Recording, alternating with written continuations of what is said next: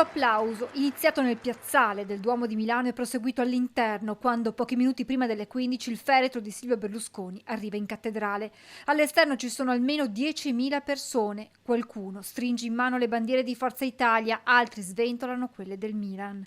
La chiesa è gremita, in prima fila i figli di Berlusconi e la compagna Marta Fascina. C'è il capo dello Stato, Sergio Mattarella, l'ex presidente del Consiglio, Mario Draghi.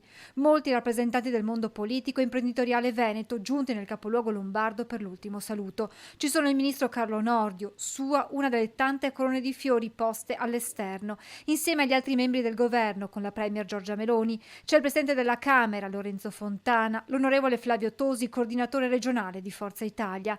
Tra i primi ad arrivare in cattedrale il governatore del Veneto, Zaia. Una persona geniale, generosa e assolutamente di una creatività unica, quindi me lo ricordo dal Consiglio dei Ministri, poi ho continuato a mantenere rapporti, assolutamente se ne va un pezzo d'Italia. Devo anche dire che lui ha sempre dimostrato una grande vicinanza al Veneto e questo io lo voglio riconoscere perché c'è stato con il passante, con Mose, con le alluvioni e lui è sempre stato presente. Noi abbiamo avuto 10.040 persone alluvionate, è tornato poi con l'acqua grande del 2019. Mi ha chiamato anche durante il Covid. Veneto rappresentato anche dai tanti imprenditori, il patron della Diesel, Renzo Rosso, Alessandro Benetton, Massimo Doris, figlio di Ennio, scomparso nel novembre 2021. Proprio in occasione del suo funerale ci fu l'ultimo uscita ufficiale nella nostra regione di Berlusconi. Presente anche Paolo Scaroni, vicentino, presidente del Milan, ed erano tanti gli ex giocatori rossoneri arrivati per l'ultimo saluto al loro presidente, da Baresi a Boban, da Galli ad Albertini.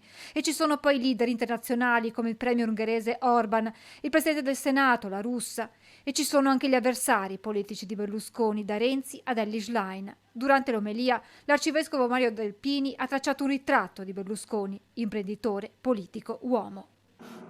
Vivere e non sottrarsi alle sfide, ai contrasti, agli insulti, alle critiche e continuare a sorridere, a sfidare, a contrastare, a sorridere di fronte agli insulti, vivere e sentire le forze esaurirsi.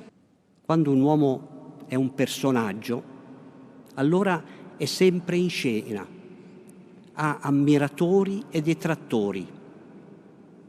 Ha chi lo applauda e chi lo detesta. Al termine delle esequie, come all'inizio, ci sono solo i cori dei tifosi milanisti e un grande applauso ad accompagnare il feretro nel suo ultimo viaggio.